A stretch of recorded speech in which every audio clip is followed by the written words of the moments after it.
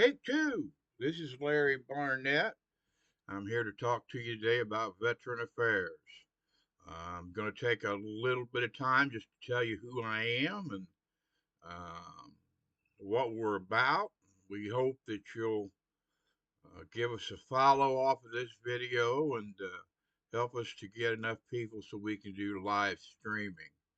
Um, I served in the Marine Corps from 1973 to 1978. Was deployed in combat situations 3 times, once in South Vietnam and then twice in Cambodia. I am familiar with the VA system. As a matter of fact, I'm still fighting with them, and that's been well over 15 years since we started that. So we're going to try to get through this and let you know how to get through the muck and the mire. It's called the Veterans Administration. Now, in fairness, the VA has come back a long way from what it was. Um, Trump made a lot of positive changes within the VA, especially within the healthcare facilities, and I'm going to talk to you more uh, about that a little bit later. Now, these videos will be a little bit shorter until we do live stream, but um, I hope that you'll find the information we're going to share with you useful, and that if you have any questions, and by all means, please email me at lbarnett777 at gmail.com. Again, that's lbarnett, BARNETT, 777 at gmail.com. You can, may take me about 24 hours to get back to you, but I will return your email. What I want to talk a little bit about today is uh, something that affects civilians and military alike, and that's post traumatic stress disorder, PTSD as it's known. Um, Trauma causes PTSD. Uh, there is no known cure for PTSD, but you can manage it. You can. I'm saying that firsthand because I spent about 3 years in my bedroom and I wouldn't come out.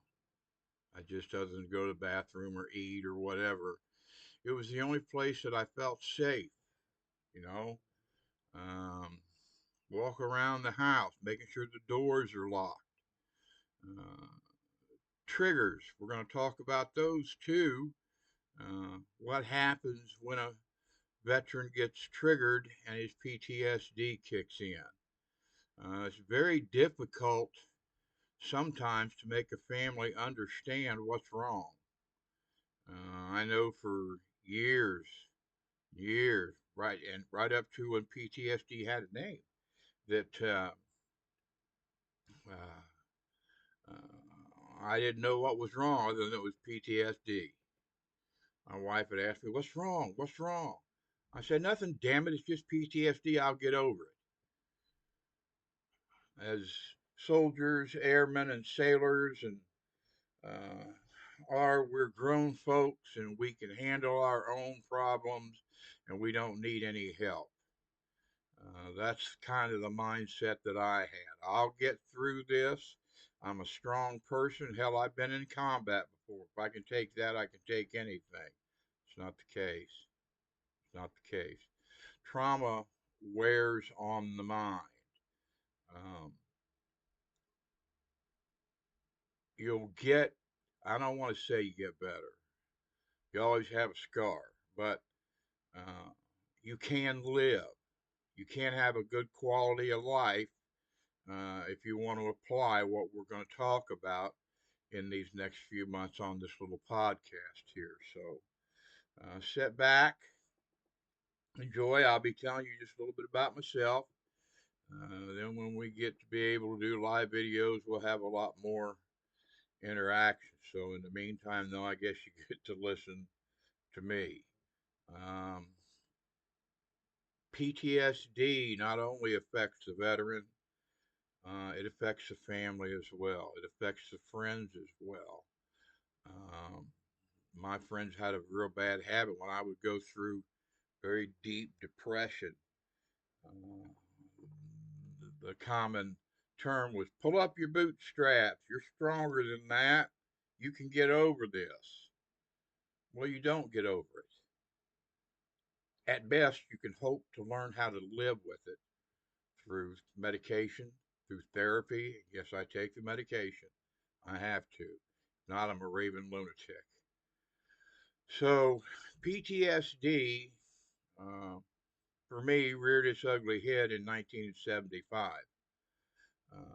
I was in Saigon in April of 1975. Now, a lot of people will question me and say, well, wasn't the troop withdrawal done in 1972?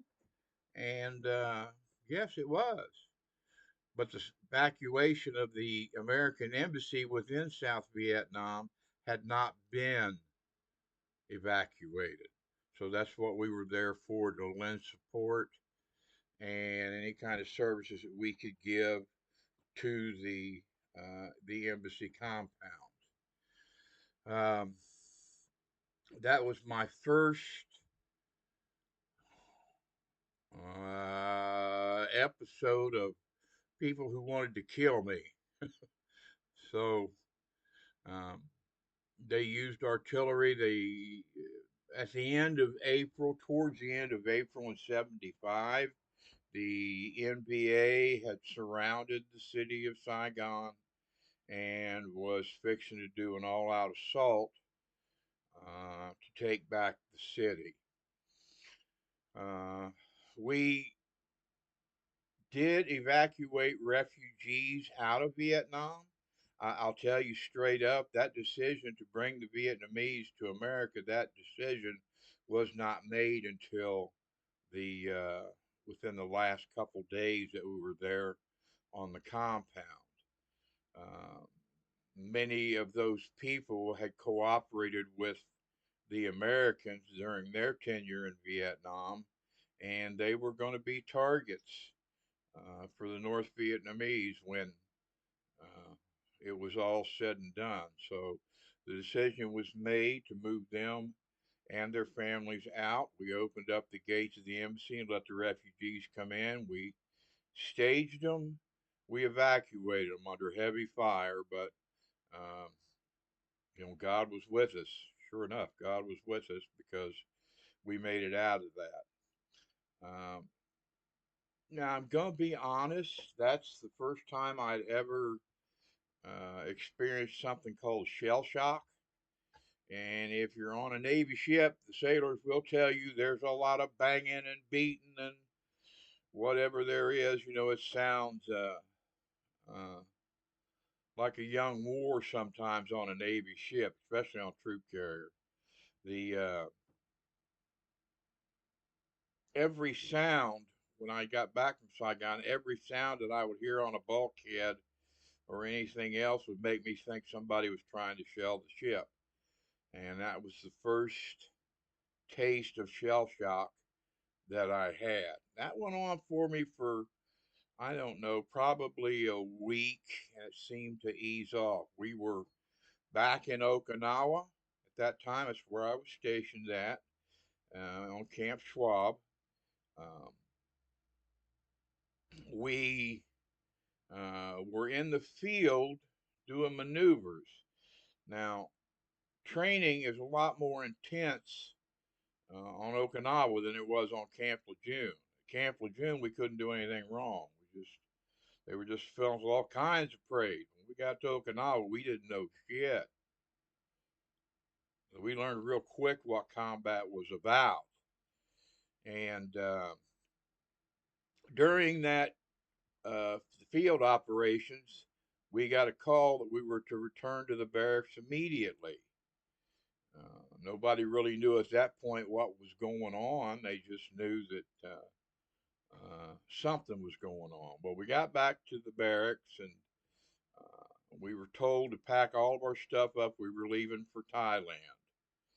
Um, Questioned about what this was all about was met with kind of quiet. I don't really know what they were trying to accomplish with that, but there was a rumor mill going around that the Cambodians had seized a ship in in international waters, and the United States had made up their mind. Gerald Ford was the president at the time. Him and Henry Kissinger, and who was that other guy who called him a hawk? But anyway, had decided that after we were unceremoniously kicked out of South Vietnam, that we could not afford to let this go unanswered. Um, they took the ship, they removed the crew, and put them on an island called Tang, Tang, and the Khmer Rouge for island is Ko, so it's Kohtang, Ko Tang. Um, so intelligence, well, that was an oxymoron in 1975. Intelligence was very little, if any. It was a small speck on the map. Nobody knew anything about it. Nothing intelligence-wise was passed to us. But the intelligence community dropped the ball here because once uh, South Vietnam was reunited, the Cambodians knew that it was just a matter of time before the Vietnamese uh, invaded them.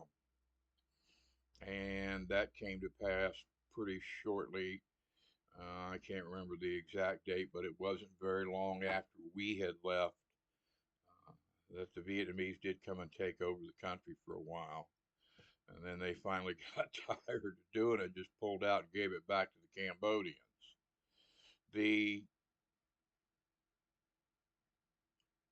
You have to understand the people that we were fighting with at that time, the Cambodian Khmer Rouge, well seasoned, battle hardened, fought all their lives. On the Marine side, the biggest worry that we had before boot camp was how to get gas money to go to the drive in picture show.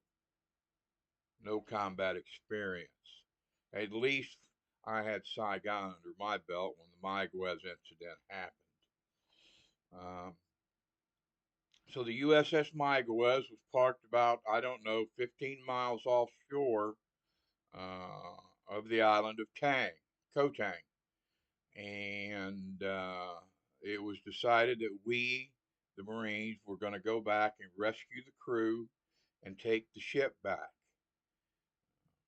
What wasn't counted on was how well that the Khmer Rouge, I'll call them KR for now, that the KR were well entrenched and dug in, and we didn't know it. Why a flyover wasn't done? And I think I shouldn't say that.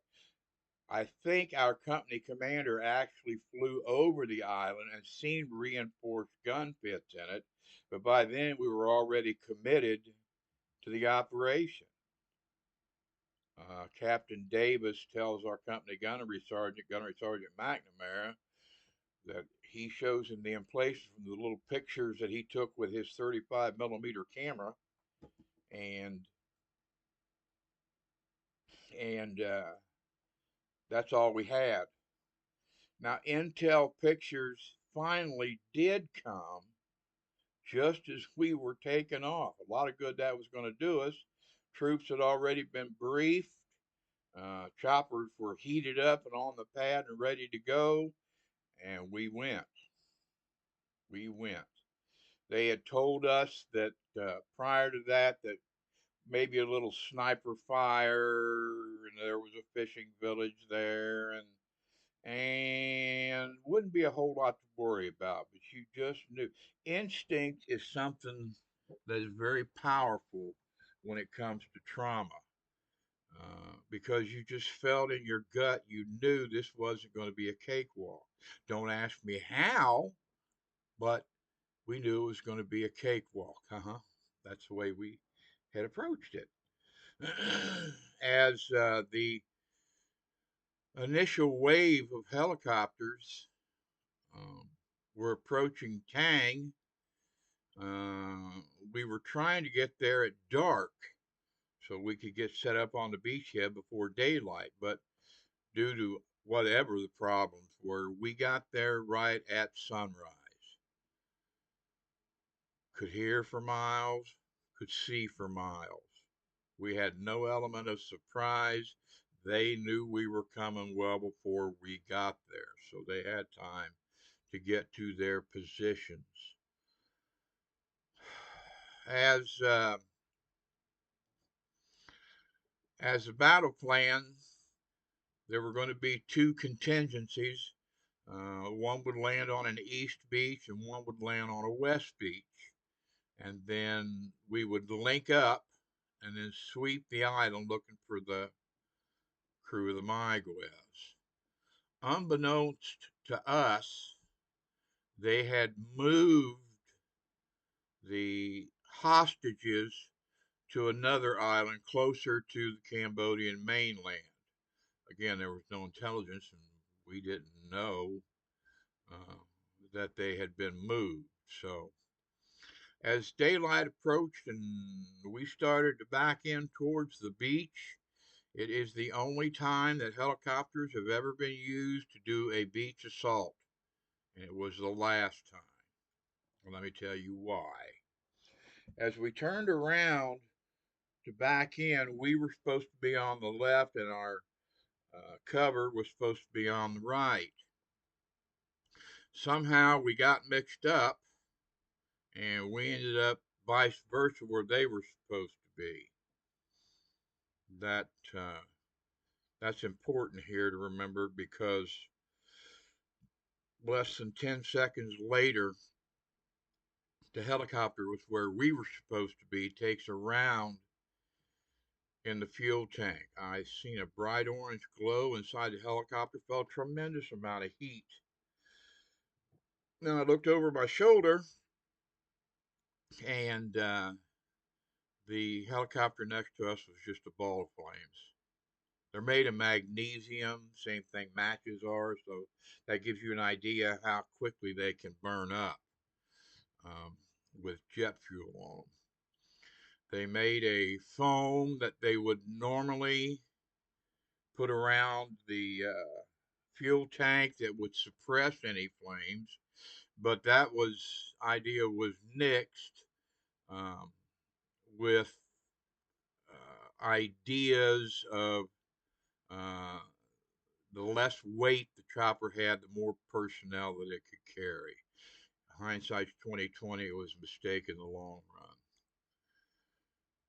I was 19 years old, folks, and I had never seen anything like that in my life. Um, I was only 19 years old, and you're trying to figure out why these people trying to kill me. Well, as we kept trying to back in towards the beach in the helicopter, I looked out the rear and seen a bright white flash and then a crack, and the tail section just folded away. Now, when that happens, the helicopter loses what's called yaw control. The body starts to spin. This way, it's not stable anymore.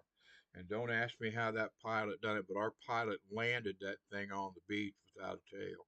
I didn't even get my feet wet coming out. All right. So, if I tell you the Air Force is my heroes, the Air Force are definitely my heroes. We crack on each other in our branches. We've always done that. But when the shit hit the fan, it's very, very, very well understood why the branches are what they are. We had to have 1,001 things go right for us to get out alive on that island, and 1,001 things did. Don't ask me, had to been God's almighty hand because I figured we were done for. Um, they harassed us all day long. The hit and run tactics, and every time they were very good at fire discipline. And every time it'd be very quiet at times, very, very quiet.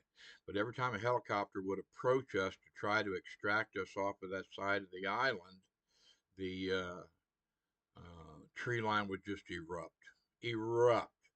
There were 23 of us, and we were it for the eastern side of the island. There's 23. We lost 14 men on that helicopter that burned up. Now, folks, I pray that you never have to see nothing like that. Um, but it affected me. Good, however you feel about me, good, bad, indifferent. It affected me emotionally because I couldn't understand what was wrong. I knew I had nightmares. I knew I had an anger problem. I knew I had a discipline problem. And my record up to after May 15th, 1975, my record up to that point was perfect. But I got to a point to where that um, I I couldn't tell what my mind was telling me against what was really happening. Uh, a couple uh, times I was put in the psych ward there at Camp Lejeune, and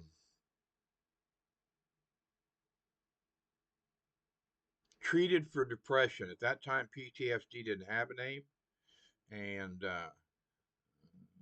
they just treated me for shell shock, battle fatigue, the sorts of things they would normally do, which done no good at all.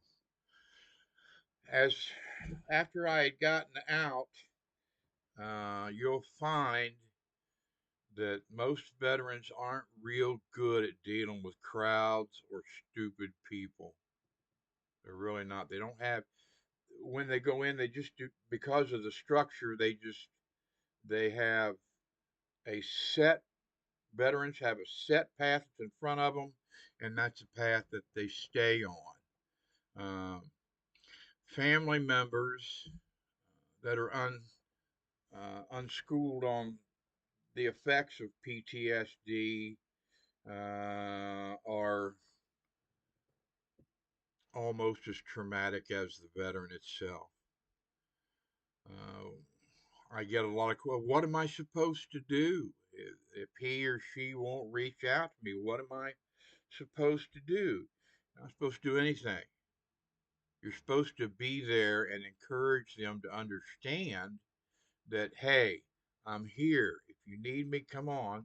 I'm willing to talk this out with you. Now, folks, there's a lot of healing power just in simple communication. A lot of times, folks, I didn't tell my own immediate family I had been in Southeast Asia for almost 25 years because I didn't know how to explain it. I knew something was wrong. I knew that I had horrible nightmares and what was wrong. This bleeds over into the family unit. Now, we're fortunate today, the resources that the VA has targets the family as well as the veteran.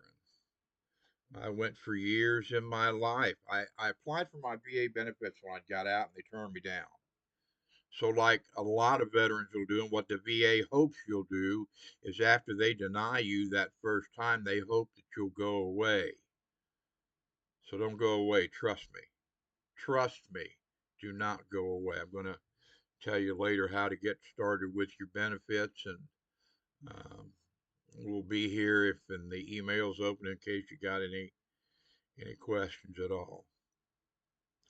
We'll get into in depth as we talk more about PTSD and its effect on veterans. We have an entirely brand new generation of young warriors that are coming home and they're dealing with issues that they just uh, never thought that they'd have to deal with. Uh, Love, conquers all. I know that combat veterans such as myself that we're tough to live with, and um, it takes a lot of patience. Our wives are very special people. It took me 4 times to figure that out, and I'm not proud of that, but you know, I just, when I'd gotten out, I knew I was having trouble, but I thought, well, if I get married, I have a baby or two, and get me a job that I can focus this, and I can put this crap behind me and go on my merry way. Well, it didn't work out that way. PTSD followed me to the workplace. PTSD followed me to every argument that I had with any wife that I had. PTSD kept me from communicating the way that I wanted, the way that my mind was telling me to communicate, and it just wouldn't cooperate.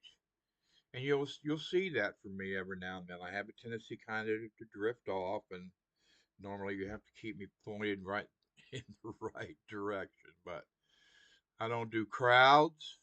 I drove a truck for 30 years in New York City. I must have had a death wish because every no driving so and so was exercised in New York City. Boy, that's some crazy drivers over there. But for some reason, I fared well at it. It was almost like a death wish. You would go in and butt puckered and try to get into the city and get out. You ever try to do that with a 53-foot trailer and a long nosed tractor? You'll find that New York City was not designed with big trucks in mind. But the only reason I brought that up is because in the truck, most of the time I was alone and I didn't have to deal with anybody. Um, wouldn't drink while I was driving, wouldn't drink a thing, but when I got home, I made up for it. Now, I wasn't your typical everyday drinker, especially while driving a truck.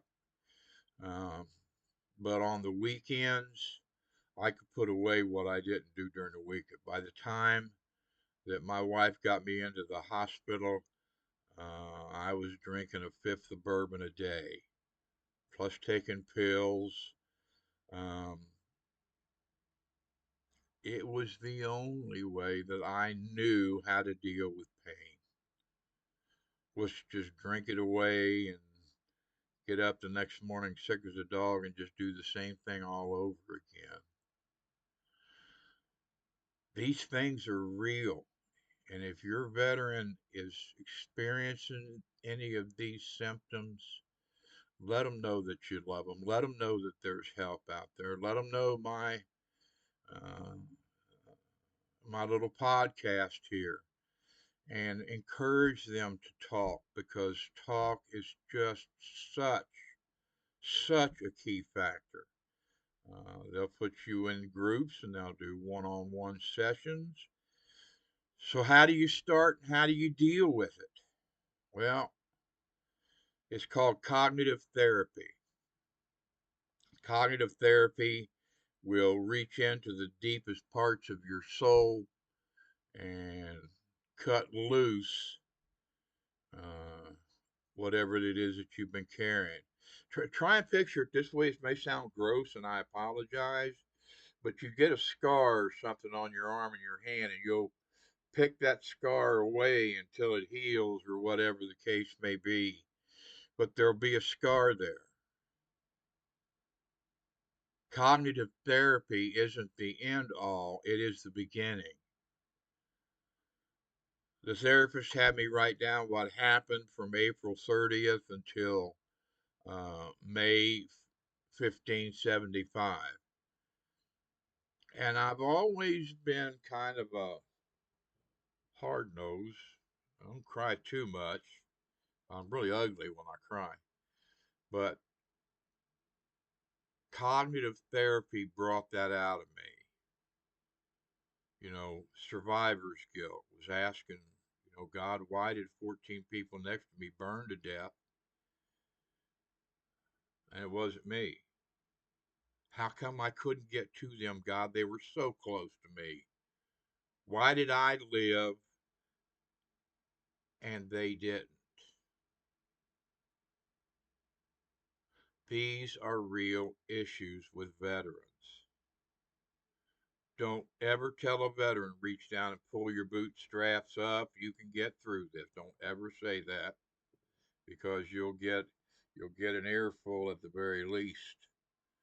So take the time just to be there. Okay. If you have not done your VA benefits yet, let me encourage you to get that done. The first thing that you do is you get your hands on your medical records and your service records, your complete records.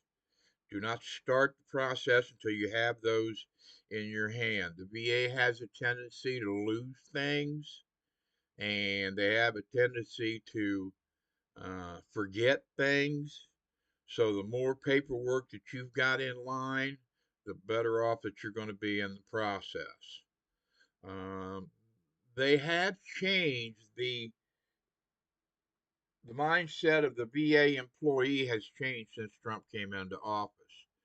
They're not rubber stamping denial letters to veterans here in truckloads. They're forced to take a look at the situation. The term they use is compassionately, no matter what it was. Okay? So, who do I go to, Larry? What am I supposed to go to get my medical records? What person do I talk to? Go to the DAV. Most of your veteran service organizations, VFW, the American Legion, um, and those particular sorts of places, all have veteran service officers there. Your county will as well. You take it with a grain of salt. I've seen some um, VSOs that are I dot and T crossed and able to get you your benefits started within 6 months. And then there's others that don't care. They need to find another job. Their job is to help veterans. Now, the reason I say the DAV, I have never heard anything but good things, and they know the process, which is the key thing to remember.